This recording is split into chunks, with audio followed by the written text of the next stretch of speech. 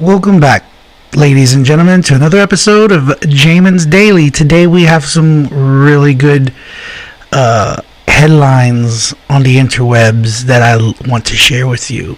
So let's jump right into it. Adult film stars speak out on how Amy Coney Barrett could be catastrophic for the porn industry. It says here that Amy Coney Barrett, Trump's pick to succeed the late Ruth Bader Ginsburg in the Supreme Court, spells potential trouble for a multitude of reasons impossible to overstate. This is according to Tracy William Cohen.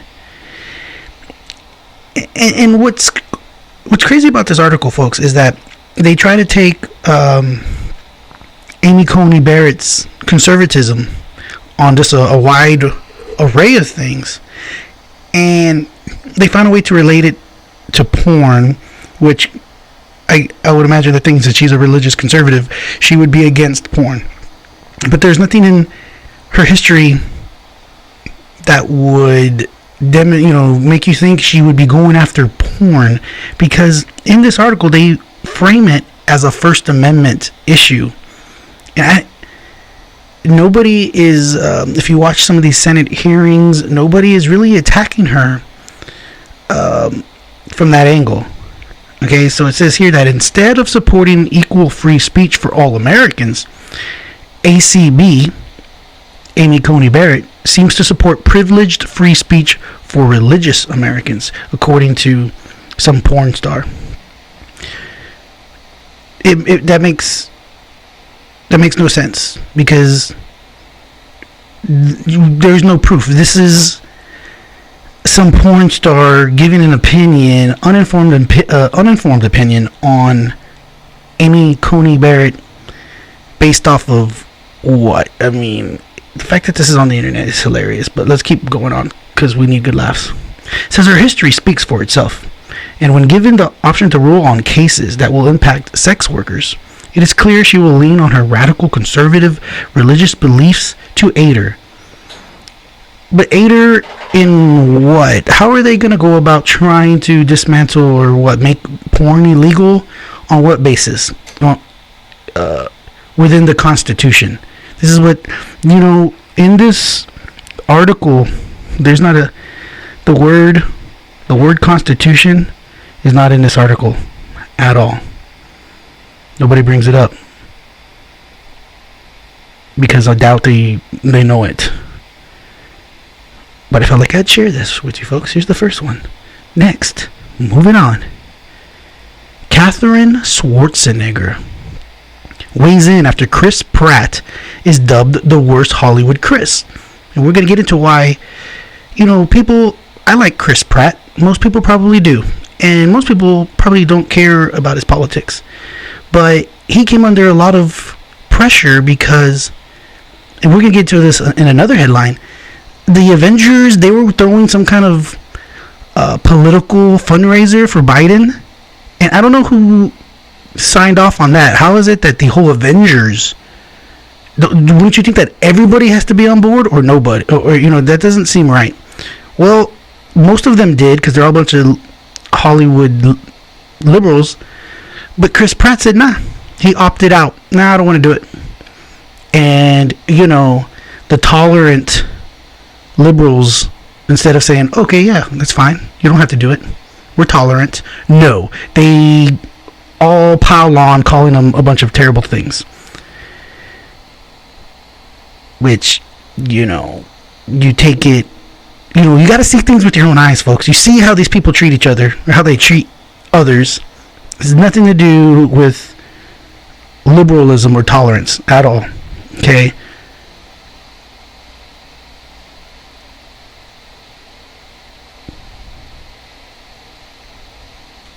So yeah, they're mad at him. They're mad at Chris Pratt. When you look at the Twitter, the Twitterozzi, the Twitter brigade, they're all coming with the same social justice grievance mentality of, oh, he's a white guy, oh, he's a Christian, oh,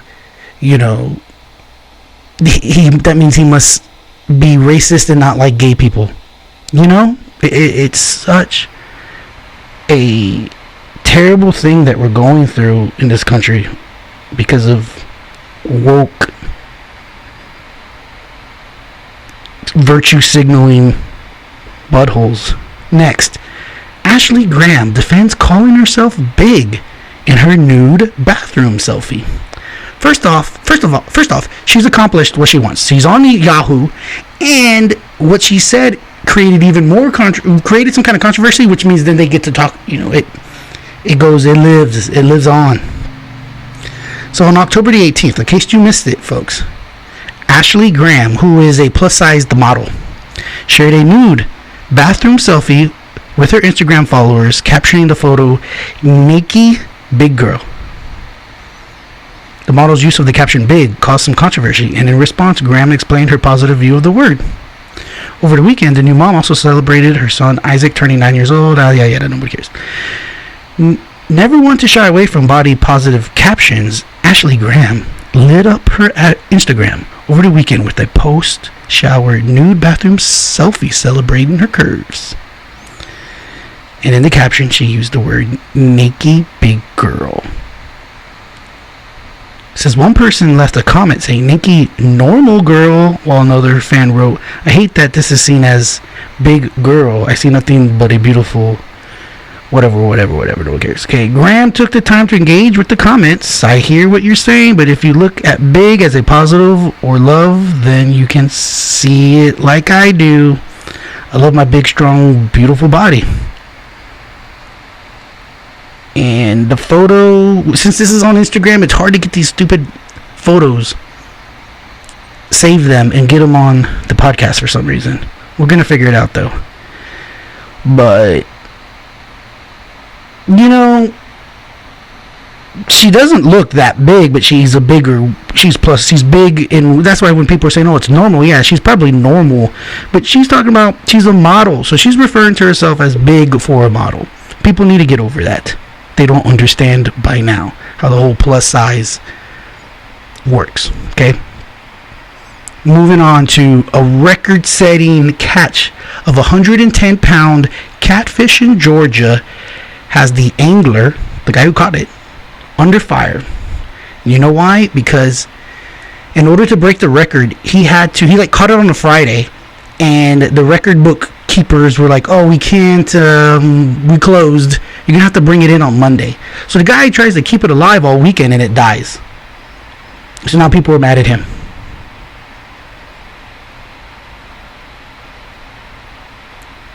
Which, I don't know. It's a fish, and it's lived a long time because it's gigantic. But it could have been eaten by, an alligator gar tomorrow, for all we know, okay? Or somebody else would have caught it and wouldn't even have taken it in for a record. They just would have cooked it.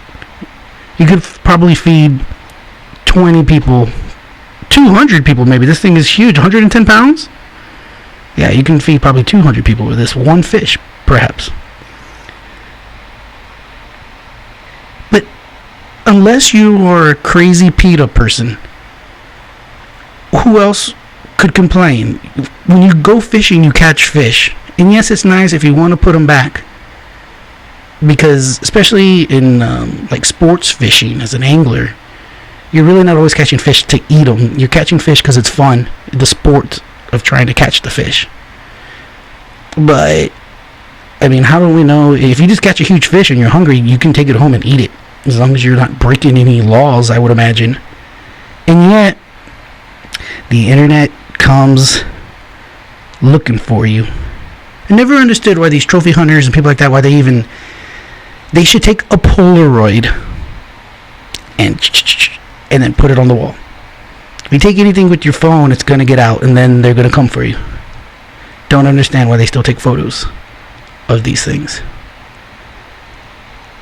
Scott Baio from Happy Days takes aim at Ron Howard and John Stamos over a Happy Days fundraiser, which I'm sure is for the Democrat Party. So Scott Baio, a vocal Trump supporter, expressed his disappointment over Happy Days co-stars staging a reunion to raise money for the Wisconsin Democratic Party. And that's, again, This is one of the pathways to hell, folks. Is everything when you turn everything into politics. Okay, people, Happy Days is a TV show, and it should be left as a TV show and not some way to capitalize, for politicians to capitalize. So, Happy Days. Oh, we're going to utilize this name and these people who were on the show a long time ago to then raise money for a political party. When that's one, it's never okay. But if it was going to ever be okay, then everybody needs to be on board. Scott Baio's not. He's like, hey, I was on Happy Days, and y'all are raising money for the Democratic Party. I don't support the Democratic Party, but yet you're using the show that I was on to promote it, which kind of means I'm promoting it because I was on the show. So I don't see how. It says here, what a shame to use a classic show like Happy Days about Americana to promote an anti-American socialist.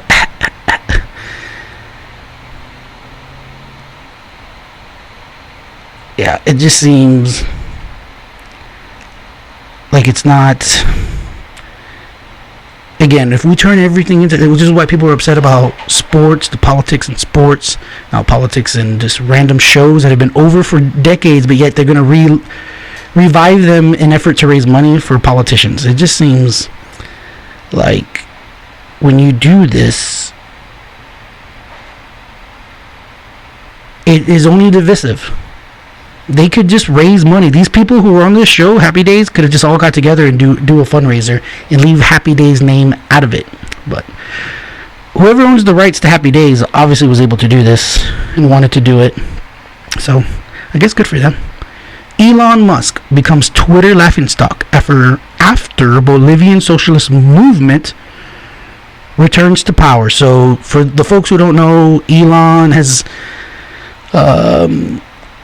had some disparaging words for socialism, and particularly in Bolivia, and the reason the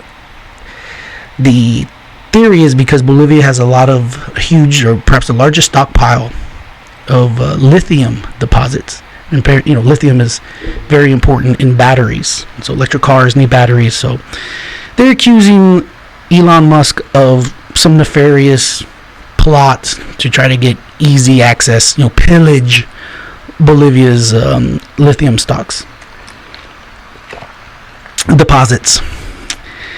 And well, I guess the socialists are back in power in Bolivia, so now that means somehow Elon Musk, this is where I don't get off. This is one of the turn-offs, but then I guess the reason why some people love Twitter is because it allows uninfluential nobodies to pop off at the rich and famous. This is a new thing. Back in the day, 20 years ago, some normie out there had no way of, what are they going to do? Take out an ad in the paper? Get on the radio and say something about famous people? But now, because of Twitter, you can, again, some average Joe is now gets to talk smack to Elon Musk. It's funny how that works. And then the media, just because Elon Musk, he marches to the beat of his own drum. Okay, so he's not on board with what other people want him to be on board with. If Elon Musk was a Biden supporter, he would get nothing but good press on Yahoo. But because he's not, he gets crappy press on Yahoo. And this is the other thing on this article, is talking about how, this Morales, his party, which is a socialist party, has been in power. It's not like it just came to power. It's been in power, then it was somewhat overthrown, and now they're back in power. But somebody who knows more than me about Latin American politics, specifically Bolivia, is that, okay, it's been run by socialists for a while now, off and on. And I want to know, is it like some kind of utopia now? Because it's been run by socialists, under socialism for years? Is it now like the greatest place ever? Like everybody's wages have grown and home ownership is up, and life expectancy is increased? Are all these things going on because the socialists have taken over? I doubt it. Really doubt it, folks. The thing is, they want to nationalize. So part of the reason why how Elon Musk fits into this is that the socialists, they want to take over the means of production, right? So instead of allowing, I guess private companies, bids, however they go about dividing up these natural resources, in most cases, the government will lease them out or sell it. That's how the government gets some money from it. But in many cases also because they don't have the expertise to do the production to work it the way to get the most out of it. So that's why they bring in foreign companies who do, and then they charge them something, right? Now, if Bolivia had the infrastructure to do all this themselves, then maybe it could work. And this is perhaps the reason why you say, oh, let's nationalize it, and then we get all the profits, and we'll use the proceeds to then to the betterment of the people. Okay, one, if you believe that's going to happen, if you believe the elites and the politicians within Bolivia are going to not just pocket most of that money for themselves, then I have a bridge in Arizona for sale, because that's what happens. Okay, folks, that's exactly what happens. You sell the masses this bill of goods that if we just did this and we just did that, we would have all the money instead of the gringos, and everybody, we're going to share it with you. They don't. It never happens, and it never will, because people are not nice to each other. It doesn't matter if they look like each other. How diverse do you think the population of Bolivia is? Okay?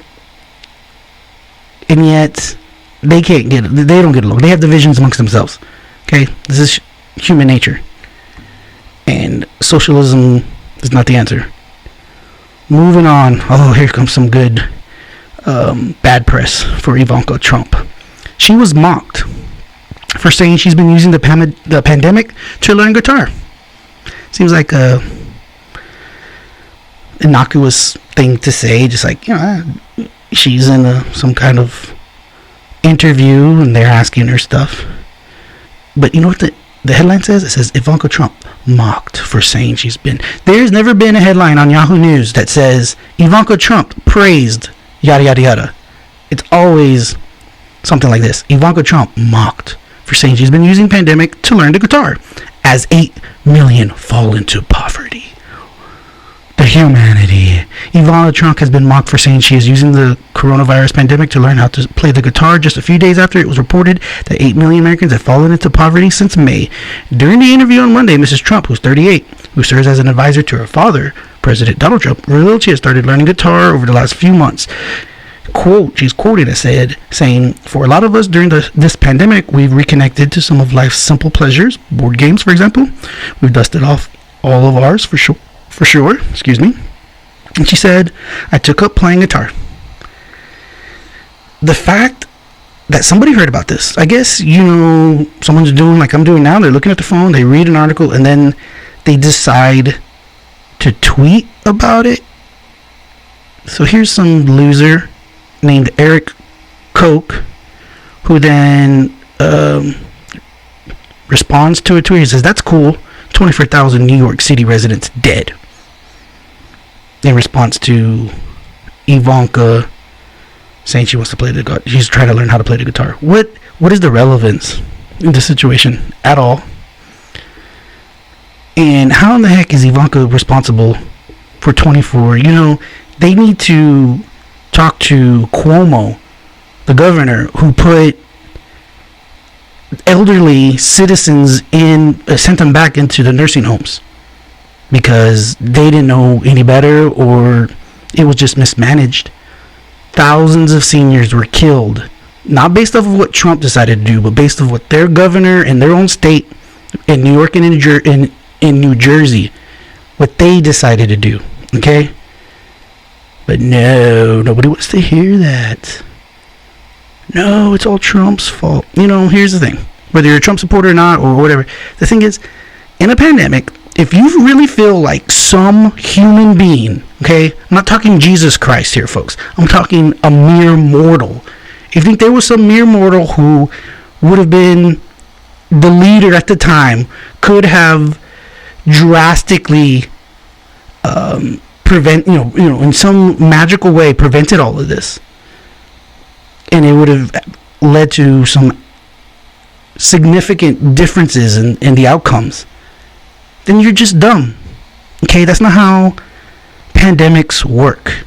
Okay, it's just not. Okay, there's been pandemics in the past. Spanish flu. I mean, literally millions of people die. So everybody should just be grateful that it's not worse than it was. Instead of trying to play Monday morning quarterback, trying to find blame for everybody, blame things on everybody. Okay. Even here I am, look like a hypocrite because I'm over here blaming Andrew Cuomo for his decisions as governor, because yes, his decisions did lead to people dying, in my opinion. But you know what? I'm not going to spend my time then if he ever was to say something.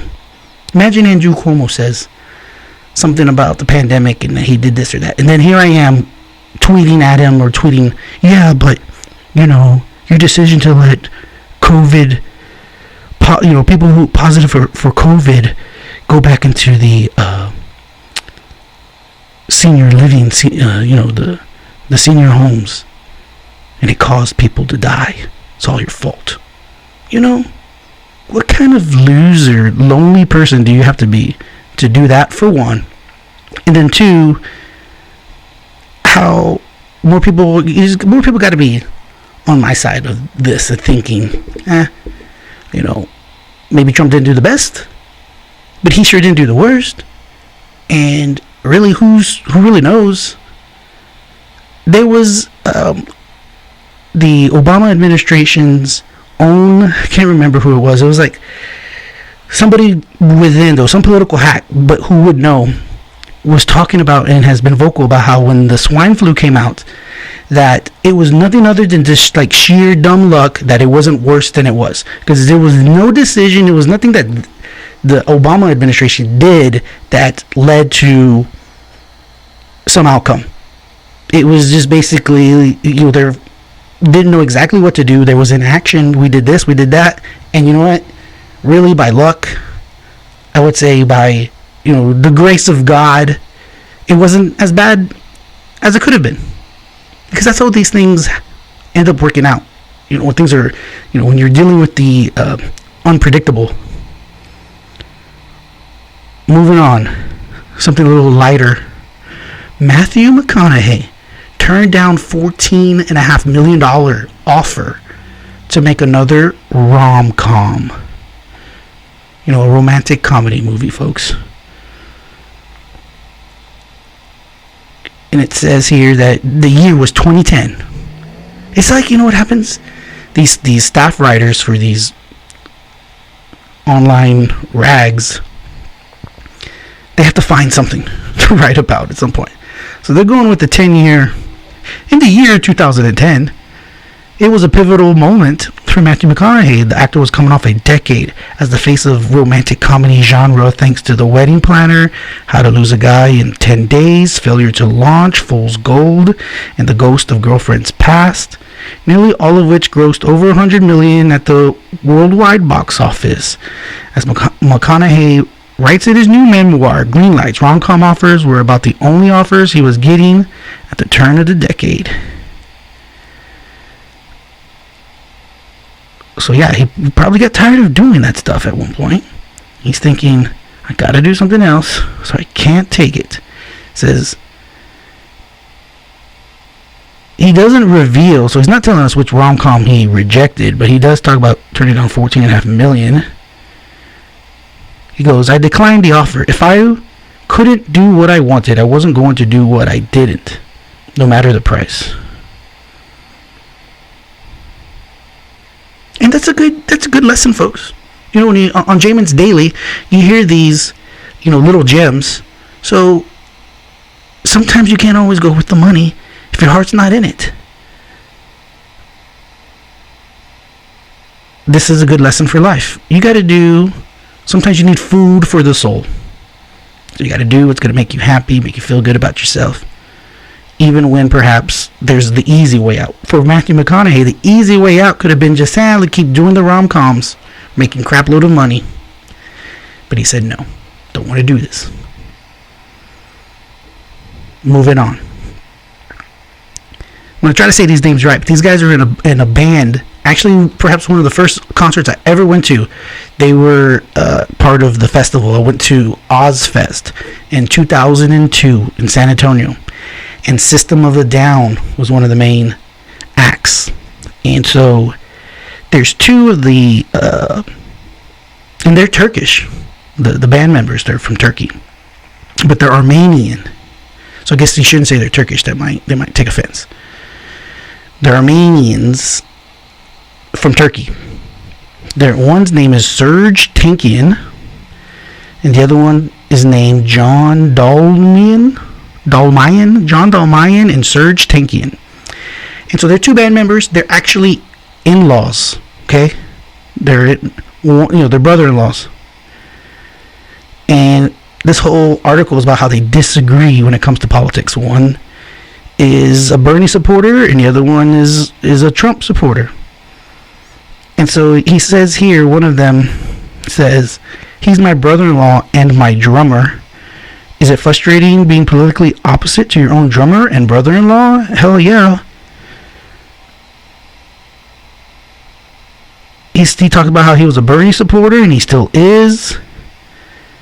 How their polar opposite views make for some awkward family dinner conversation, but this Dalmayan isn't surprised by his and Takian's politics. So it says he has a lot of respect, and this is where it gets good, folks. He says, I have a lot of respect for Serge and his opinions, although I don't agree with them very often these days. Okay? And this is the reason why I was looking through this. I was like, I want to bring this up in the podcast, because it's just another example, and we need more examples like this, and less like the intolerant attacks on Chris Pratt. Okay? Here are brother-in-laws, band members, who don't agree on politics, and yet they say, hey, I respect him. I respect him and his opinions. He's entitled to his opinion. And we get along, and we can be cordial. And that is how adults are supposed to act. Ladies and gentlemen, I think what happened is, here in the recent past and current present, we've allowed childish behavior to be the norm when it's committed by adults. So when you look at the things that are on Twitter, you look at the things, how people are, you would say that's how a child would act. As an adult, you're supposed to have the maturity and experience to be like, okay, this is how you're not supposed to act. And yet, I feel like we've allowed this certain, and you can blame it on the trolls. And trolling is one thing, but the whole cancel culture, moral virtue signaling that you see on Twitter is something new, something completely new, and it's bad. It's bad for the world. And more articles about how people who don't agree on politics but are still friends, those are the kinds of things we need to be highlighting.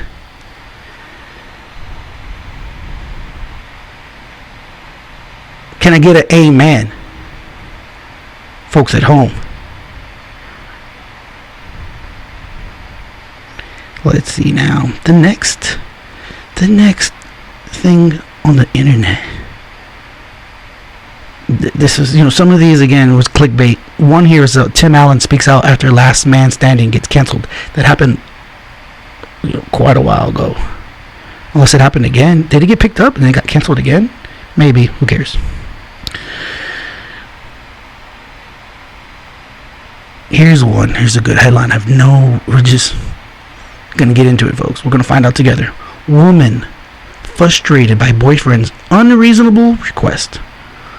What is he so insecure about? A woman's boyfriend forbade her from wearing another man's jewelry. Interesting. Why would your girlfriend be wearing another man's jewelry? Seems kind of odd. Let's find out. She went on Reddit.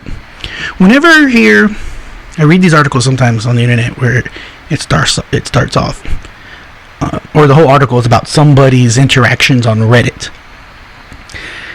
She went on Reddit's relationship advice forum to see if she was being unreasonable. The issue began when her best friend showered her with gifts from his travels, and her boyfriend disapproved. First of all, a little bit of advice to the man at home. And I really, this is not advice. This is really just the conversation starter, because I'm curious. Maybe I could be wrong, and if you think differently, explain it to me. But it would be I've never been with a woman in which their best friend is a man. Okay? I mean, the best friend. When if you're dating in 2020, women have either friends or associates, co-workers that are going to be of the opposite sex. But if they're best friends, now I've dated women whose best friend was a gay man, and that kind of changes the calculus. But this lady says, my best friend travels a lot, but with the COVID-19 happening, he decided to come back home. He was in India, and when he came back, he bought some things he knew I liked. My boyfriend was out with his friends, and I told him my friend was coming over and he was okay with it, and so my best friend came to see me. The friend was in India for quite some time and told her about some stories from his trip and gave her some trinkets he picked up along the way. He gave me some really beautiful earrings, a bracelet, anklets, rings, and this gorgeous elephant necklace, she explained. He also got me some Indian spices, perfume, etc., etc., etc. Then her boyfriend came back home, and the three were there, and they kind of hung out together. I could tell my boyfriend was upset. When my best friend left, he asked me if I was going to keep the gifts. I asked him what he meant, and he said that I obviously had to give them away, or at least not wear it, and that if I wanted to wear something, I could wear the ones he gave me. He could wear the ones he gave me. I told him I could wear whatever I wanted, and he got upset at me. We had a heated argument where he was adamant about me not wearing another man's jewelry. So one user comes in and says, what is he so insecure about? I think he's being unreasonable. Sounds like he's insecure about your friendship. So, yes, this is why, gentlemen, you avoid this. Because if you're gonna, or you could just not care. Having kind of the mentality of not caring so much works out. The reason why people have, I would say, I'm just from the man's perspective of sorts. I don't think, it just really depends on the background. Is this friend an ex-lover, an ex-boyfriend? Why does he buy you so many gifts? Listen, I'm a man. I don't buy women gifts that I'm not trying to then, turn that into something else. All right? And that's how men think. And that's what men know. So this guy is thinking, listen, this guy's buying you all this stuff, and there's some background that I do or don't know about, so I'm not cool with this. And to the women out there, these are the things you have to consider as well, is that it's a free country. Be friends with who you want to be friends with, and wear whatever it is you want to wear. But like the people like to say, a comment, but there's consequences, right? There's freedom of speech, but you don't have freedom of consequences. And you have the freedom to be friends with whoever you want. You have the freedom to wear whatever you want. But you know what? Then there's consequences. Okay? It's not just one boyfriend who doesn't like it. I guarantee there's others who would possibly maybe also see it the same way. So if you want to live your life in search of the guy who's going to be cool with it, then I don't know, you may be lonely, you may be single for a while, okay? Or you may be in a great relationship, everything is good, and then in comes in the friend with a bunch of gifts, and you ruin it again. It gets messed up. I don't know. I guess it's priorities at that point. What do you value more? So, folks at home, especially ladies, if you have a thought on this, please let me know. You can email me at jaminsdaily@gmail.com.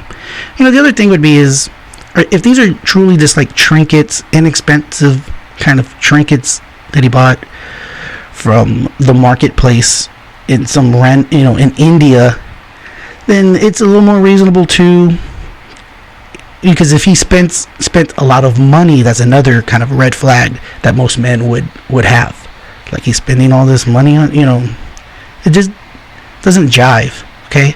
But if these are inexpensive trinkets that she's just not going to wear often, then maybe a wiser man would have not even said anything, just waited to see if she actually even wore them. And then if it bothered you that she wore them all the time, well, then maybe that's when you bring it up. But I don't know. Hindsight 2020. Moving on, we're gonna get into just a couple more juicy topics, folks, on this episode of Jamin's Daily. Actually, we're gonna take a quick and only break. Want to do this to definitely get in our sponsor. Let you know that Jamin's Daily is brought to you by Sage Choice Insurance Agency. Full service agency, independent, specialize in auto and home insurance. Give us a call, 361-400-2411. You can find us on Facebook. Look us up on Facebook, Sage Choice Insurance. Follow us, like us, share us, all the good things on social media, okay? Do it. For me, for Jamin, for Jamin's Daily, for Sage Choice Insurance Agency. When we get back, we are going to look into how a Joe Biden supporter who was installing BLM sign arrested for allegedly shooting at passing Trump supporter and son. I'm telling you, man, it's getting crazy out there. When we get back. Welcome back to Jamin's Daily. I'm your host, Jamin. And this is Jamin's Daily, brought to you by Sage Choice Insurance Agency. We're getting into some more topics on the interwebs. And a Joe Biden supporter who was installing a BLM sign arrested for allegedly shooting at passing Trump supporter and his son. It says here that a father and son in a pickup truck waving a Trump campaign flag were shot at after honking at a Joe Biden supporter installing a Black Lives Matter sign. Douglas Kuhn, 50, is being held without bail for allegedly firing a shotgun at Neil Hulk and son Bradley Lang in Maryland on Saturday afternoon. It says here, a judge hearing the case before Baltimore County District Court on Monday was furious that the current political climate had come to this. How did it get to the point where he pulls out a shotgun? What has the world come to? This is beyond belief. Free speech. Why resort to weaponry? This could have been horrible, said the judge. It says here, shots fired over political signs. It says Mr. Hook told the outlet he just was doing a neighborly act to honk at the Biden supporter they saw putting up a Black Lives Matter sign outside his home on Cedar Lane in Kingsville, Baltimore County. It's Kingsville. It's a friendly area. Everyone honks at each other. We think we were hoping there could be some civility between people who support different candidates. We were looking right down the barrel of a shotgun, he continued. He picked up a shotgun from near his feet and ran towards us, aiming it. And we got 100 to 200 feet down the road, he began to fire. We were scared, although we were happy that he missed. The truck was missed and we were all right. This is what's strange. Why is he putting up a Joe Biden sign or a Biden-Harris sign with his shotgun? how in the heck, shotgun is a big weapon. So he took his shotgun out of his house. He goes to his front yard, puts the shotgun down, and then starts to put the Biden sign up. Why does he have the shotgun with him? This makes no sense. It sounds to me like perhaps this was premeditated. Like this guy was like, I just hope a mofo will while I'm doing this, because then I got this shotty ready for them. To me, that seems like there's some premeditation going on there. The guy who shot the shotgun, I think it's Kuhn, Kuhn. Mr. Kuhn was arrested and charged with first-degree assault, reckless endangerment, and using a firearm in the commission of a crime.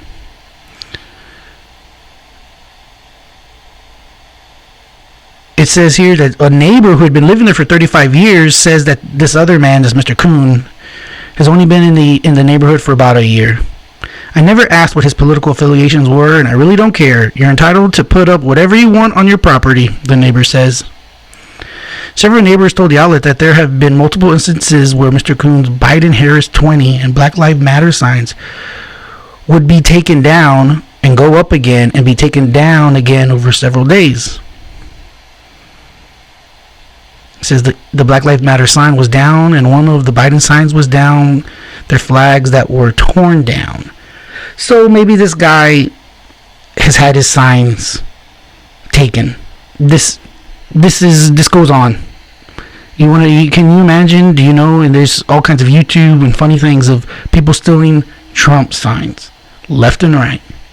Okay, don't think I would, perhaps shoot at anybody. I'm going to defend my political sign with deadly force. Now, come on.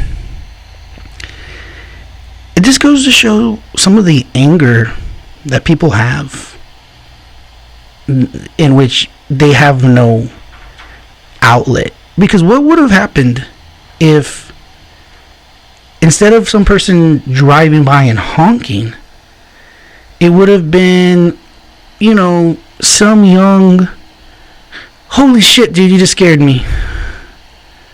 I thought I heard the door. Anyways, I'm doing a podcast at night in my office, and my employee just comes in. I'm in a plaza, a 3-story plaza that's empty. It's scary as hell when I'm here late at night doing this podcast, and you hear things sometimes and you just let it go. I thought I heard something, and I did. It was this fool scaring my heart.